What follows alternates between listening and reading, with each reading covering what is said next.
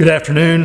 Thank you very much for the opportunity to speak with you. And as you just heard from the Dean, I am a proud graduate of this school, as you are as well, or about to be. I left here quite a few years ago with a college degree, superior preparation, and firm resolve to leave my mark on the world. So I immediately put my teaching degree to work, and I took a job in construction at the Jersey Shore. And then by November, I was bussing tables and ski bumming in Stowe, Vermont. But once that was out of my system, I did begin teaching in 1974 at North Forsyth in Winston-Salem Forsyth Schools, which is where I began. But I'm glad to say I was extremely well prepared by the university system of this state, as you've just heard the schools that I've been through. And no better preparation than what I received here, and you have as well. After various twists and turns through teaching in the administrative ranks, the journey launched by that degree brought me back to North Carolina this year as the 9th superintendent. It's great to be back on the campus among some of the best professionals in the nation, both behind me and in front of me. So this afternoon, I will thank you. I will discuss our current social and political environment. We shall marvel at the excitement of teaching today. And finally, I will extol the uniqueness of our profession. Now, the Dean was kind enough to allow me an hour and a half to speak with you today. Yes, just kidding. I shall be brief. But first I want to say thank you, genuinely. I have immense gratitude for anyone who chooses public service these days as a career, especially that of public education. The stakes are high, and the political climate is difficult at best. But this is true whether you're entering classroom for the first time, returning with a master's degree, or receiving your doctorate. Americans have debated the role of public education for more than a century, but never quite like it's happening today. It takes a special kind of person to answer the call of the profession today, and you are here doing so. I really can't thank you enough for what you've chosen to do. And I want to thank you regardless of where you choose to teach, whether it be a traditional K-12 public school, private school, charter school, institution of higher education, doesn't matter. You're teaching and you're helping young people. That's what counts. Who else is preserving our democracy and the future of America really any more than educators? I do not believe anyone carries the weight and the responsibility for the future any more than educators do. You represent such a wonderful sense of service and commitment, and I speak for so many when I say thank you, thank you. So I'm in front of you today first and foremost as an educator. We're all part of a special sister and brotherhood, aren't we? We're members of a unique and highly demanding profession which requires inordinately high degrees of pedagogical knowledge, psychological understanding of children and adults, superb oral and written communication skills, endurance, resilience. I could go on. And those of you in the field already know we face multiple demands from parents, policymakers, the public, the media, the students. And while we have our advocates and our stalwart supporters, we are nevertheless now besieged by experts, researchers, critics, competitors, detractors, and those who just simply have all the answers, as evidenced by recent legislation. If passing laws was the solution to teaching and learning in America, then surely we would be perfect by now. I have to wonder, though, when did we become so ignorant and clueless about our own profession? The answer? We didn't. It's just that the static around us right now is louder and more persistent than it has been in the past. In some respects, regrettably, we've lost control of our professional destiny, financially, politically, even socially, so many ways. We must regain the right to direct and persist in our own profession. One piece of advice that I suggest to you You must work together. We must work together.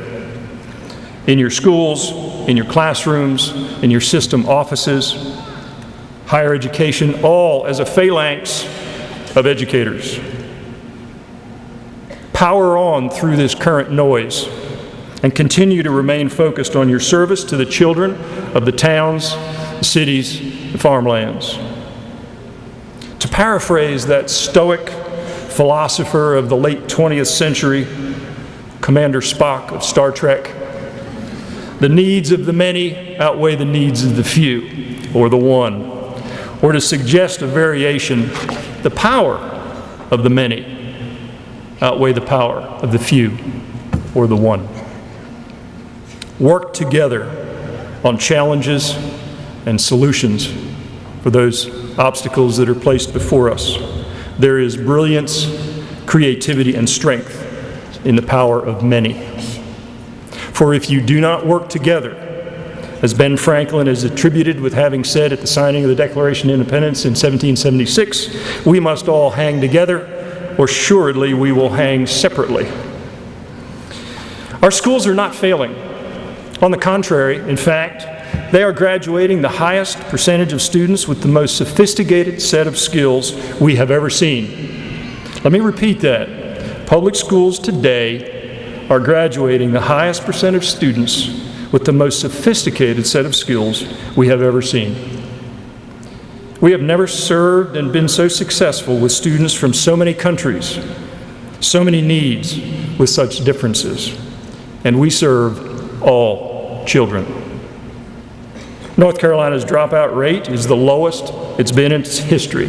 Its ACT scores are above the national average. And according to an October 2013 report by the National Center for Education Statistics, North Carolina's education system ranked among the top 11 in the world in 8th grade mathematics. These are not the marks of a failing system, though some would want us to believe so. You have been contributors to that success, and you will continue to do so.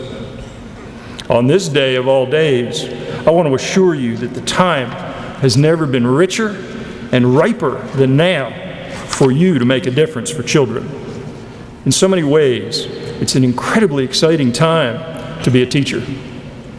We have tools and materials available to us that we have never had before.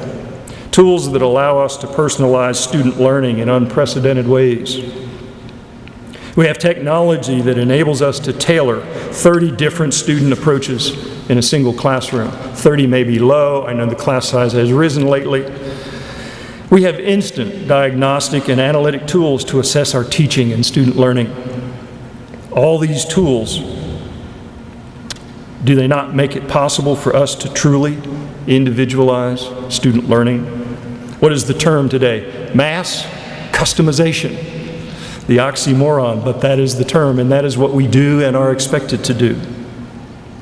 The classroom today becomes a crucible where students can design their own problems and work within various curricular frameworks. They have the world of information at their fingertips and can retrieve almost anything digitally. Not only are the students inspired, they're also entirely engaged and excited because they're doing the things they're interested in, addressing problems of interest to them, and developing and communicating creative solutions. It's a great time to teach students, reaching them in ways that weren't possible even when you started school. I'm not talking about my generation. That's right, I'm talking about when you started school. I know you're all familiar with the name Johannes Gensfleisch zur Leben zum Gutenberg. That's right, the printing press. New York Times columnist and author Thomas Friedman, who in 2005 wrote The World is Flat, is fond of describing the 21st century and the rapidly changing world as a Gutenberg moment. That is to say, the changes we are seeing in how we learn and communicate ideas are changing the world in ways not seen since Gutenberg invented the printing press. To offer some sense of that change, Friedman talks today about what happened when he started to research his newest book, That Used to Be Us. Like any good author, he went back to his previous major works to review familiar threads. In this case, he went back to The World is Flat and started looking up references to social media. This would be social media in 2004 when he researched the book. In an interview this February with Marvin Kolb, he explained what he found. 2004. Facebook didn't exist, Friedman told Cobb. Twitter was still a sound. The cloud was still in the sky. 4G was a parking place. LinkedIn was a prison. Applications were what you sent to college. Big data was a rap star, and Skype was a typo. It is amazing that those did not exist a mere 10 years ago. Just consider how rapidly the last 10 years have changed. What will be new in the next 10 years? Who can imagine? Those of you graduating today are in a great position to take advantage of these energizing times. It may be a little frightening, but outweighed so much by the excitement, the newness, and the potential of what we can now do with teaching and learning. You are the group that will fully enable these coming changes. And for all the glitter of the technology, I urge caution. Technology and digital tools, for all they enable us to do in the classroom, are still just tools. Technology and the tools and the apps they offer can be narcotizing. Excuse me a minute.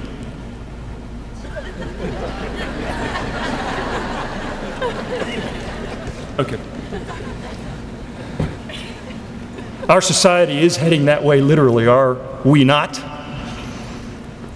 Face up, eyeball to eyeball, right? That's when the real art of teaching occurs. What will continue to separate our profession from the others is the value of personal interaction. Your success will not be based on an interactive map, an interactive website, interactive blackboard, or an interactive application. Your success will be derived from your interactivity with a student. Your success will be in the relationships you build with students and families. Your success will be in understanding that excellent teaching is a human activity, not a mere technical facilitation. That's why there will always be the need for great teachers, the need for you. You now possess the best knowledge we have accumulated across the centuries, from Plato and Aristotle to you. It's on you now. We don't ask much of you. Just take care of our children, and in so doing, assure the future of our democracy. Thank you for your service to the future of America.